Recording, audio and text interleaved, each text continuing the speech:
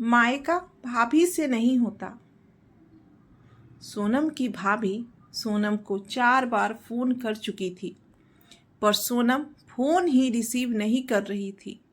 बाद में जब सोनम किचन से बाहर आई तो देखा उसकी भाभी के 4 मिस कॉल हैं लगातार।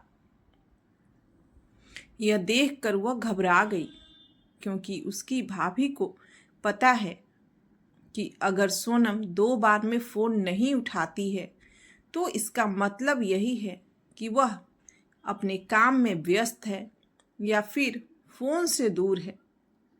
अब सोनम का मन घबरा रहा था, क्योंकि भाभी के 4 फ़ोन लगातार आने से उसे टेंशन हो गई थी, क्योंकि सोनम की मम्मी की तबीयत इन दिनों ठीक नहीं चल रही थी।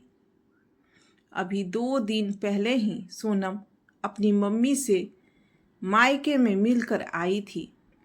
फिर भी सोनम ने हिम्मत करते हुए अपनी भाभी को फ़ोन लगाया, और फ़ोन जैसे ही भाभी ने उठाया तो सोनम को रोते हुए कहा, दीदी, मम्मी जी हमें छोड़कर चली गई हैं। रात को अच्छे से सोई थी। सुबह आपके भैया और मैंने खूब उठाने की कोशिश की, पर वह नहीं उठी। तब हमने डॉक्टर साहब को बुलाया। फिर उन्होंने बताया कि मम्मी जी अब नहीं रही। दीदी, आप जल्दी से घर आ जाओ। इतना सुनते ही सोनम की आंखों से आंसू बहने लगे। पापा तो पहले ही उसे छोड़कर जा चुके थे, और अब उसकी माँ भी नहीं रही। सोनम तो बिल्कुल बेहाल हो चुकी थी। अब सोनम ने रोते रोते यह बात सक्षम उसके पति को बताई, तो सक्षम ने उसे संभाला और उसे जल्दी से कार में बिठाकर मायके ले गया। सोनम जैसे ही अपने घर पहुंची तो अपनी माँ के शरीर को देखकर उससे लिपट गई और खूब रोई।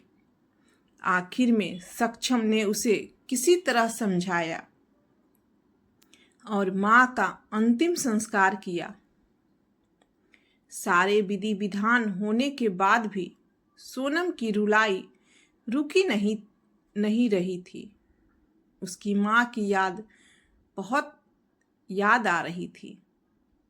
तब सोनम की मौसी ने उसके आंसू पोंछे और उसे संभाला और कहा, सोनम बेटा, ऐसे दुखी मत हो। दीदी नहीं रही तो क्या हुआ, मैं हूं ना तेरी मौसी। मेरा घर भी तेरा मायका है। तेरा जब मन करे तब आ जाना अपनी मौसी के पास। वैसे कहते भी तो है ना, मौसी मतलब माँ जैसी। बेटी, मैं तेरा दर्द समझ सकती हूँ, क्योंकि तेरे पापा तो पहले ही तुझे छोड़कर जा चुके हैं, और आज दीदी भी चली गई। कहते हैं ना कि माँ के जाने के बाद तो लड़कियों का मायका ही छूट जाता है। यह भाभी तो बस दुनिया को दिखाने के लिए नाम का रिश्ता होता है, क्योंकि मायका तो माँ से ही होता है।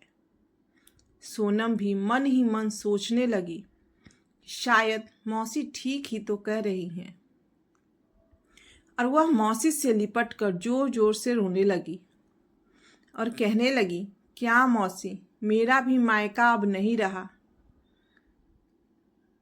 तभी सोनम की भाभी दूर बैठी दोनों की बातें सुन रही थी।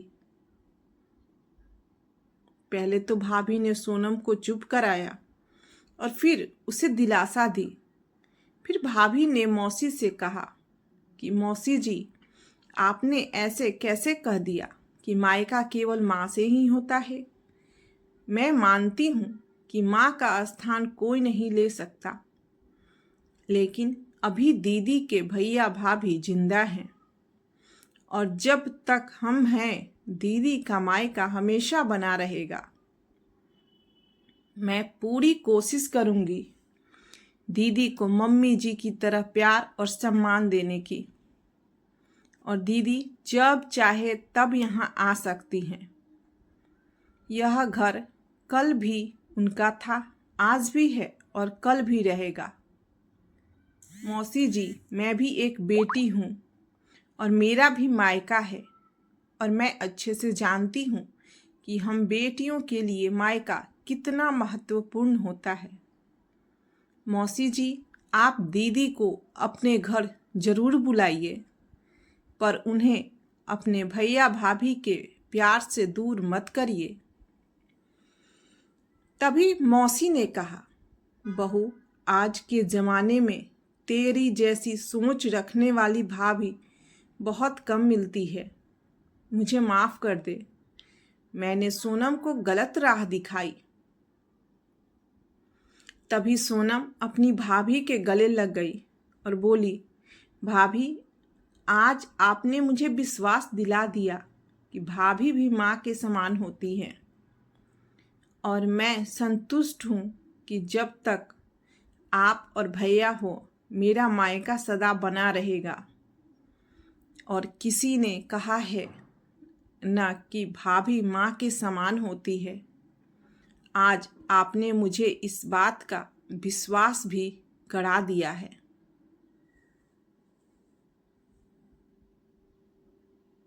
आपको यह कहानी कैसी लगी, हमें कमेंट करके ज़रूर बताएं। धन्यवाद।